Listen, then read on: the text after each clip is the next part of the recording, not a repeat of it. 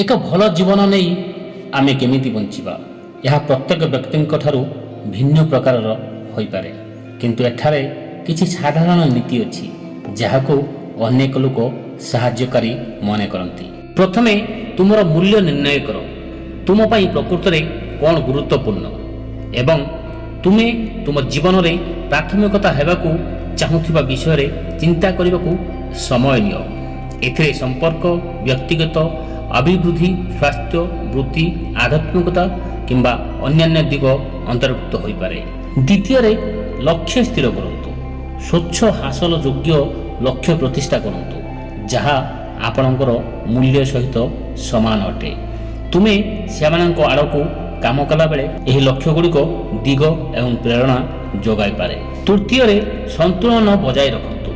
କାର୍ଯ୍ୟ, ସମ୍ପର୍କ, ଅବକାଶ ଏବଂ ବ୍ୟକ୍ତିଗତ ବିକାଶ ସହିତ ଆପଣଙ୍କ ଜୀବନର ସମସ୍ତ କ୍ଷେତ୍ରରେ ସନ୍ତୁଳନ ପାଇଁ ଚେଷ୍ଟା କରନ୍ତୁ।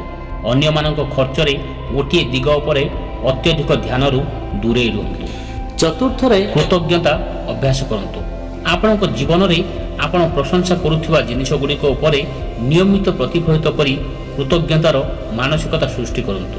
ଏହା ସକାରାତ୍ମକ ଏବଂ ସନ୍ତୁଷ୍ଟତା ବୃଦ୍ଧି କରିବାର ସାହାଯ୍ୟ କରିଥାଏ। ପଞ୍ଚମରେ, ଆପଣଙ୍କ ସ୍ୱାସ୍ଥ୍ୟର ଯତ୍ନ ନିଅନ୍ତୁ। ପୁଷ୍ଟିକର ଖାଦ୍ୟ ଖାଇବା, ନିୟମିତ ବ୍ୟାୟାମ କରିବା, ପର୍ଯ୍ୟାପ୍ତ ପରିମାଣରେ ଶୋଇବା ଏବଂ ଆବଶ୍ୟକ ସମୟରେ ସହାୟତା ମାଗିବା ଦ୍ୱାରା ଆପଣଙ୍କର ଶାରୀରିକ ଏବଂ ମାନସିକ ସୁସ୍ଥତାକୁ ପ୍ରାଥମିକତା ଦିଅନ୍ତୁ। ଷଷ୍ଠରେ, ସମ୍ପର୍କ ଗଢ଼ନ୍ତୁ।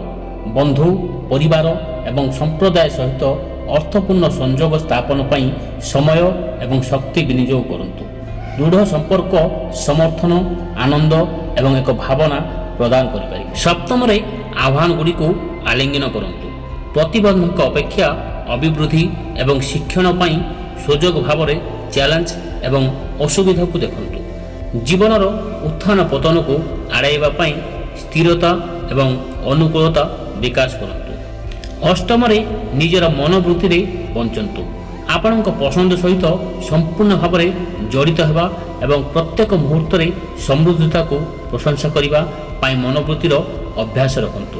ନବମରେ, ଅନ୍ୟମାନଙ୍କୁ ଯୋଗଦାନ କରନ୍ତୁ। ଆପଣଙ୍କ ସମ୍ପ୍ରଦାୟରେ କିମ୍ବା ବିଶ୍ୱରେ ଏକ ସକାରାତ୍ମକ ପ୍ରଭାବ ଫେରାଇବାର ଉପାୟ ଖୋଜନ୍ତୁ। ଦୟା ଏବଂ ଉଦାରତାର କାର୍ଯ୍ୟ ଆପଣଙ୍କ ଜୀବନରେ ପୂର୍ଣ୍ଣତା ଏବଂ ଅର୍ଥ ଆଣିପାରେ। ସାଙ୍ଗମାନେ, କ୍ରମାଗତ ଭାବରେ ଶିଖନ୍ତୁ ଏବଂ ବିକାଶ କରନ୍ତୁ। କୌତୂହଳପ୍ରଦ ରୁହନ୍ତୁ ଏବଂ ନୂତନ ଅନୁଭୂତି, ଧାରଣା ଏବଂ ଦୃଷ୍ଟିକୋଣ ପାଇଁ ଖୋଲା ରୁହନ୍ତୁ। ଏକ ପୂର୍ଣ୍ଣ ଜୀବନ ବଞ୍ଚିବା ପାଇଁ ଆଜୀବନ ଶିକ୍ଷା ଏବଂ ବ୍ୟକ୍ତିଗତ ଅଭିବୃଦ୍ଧି ଜରୁରୀ।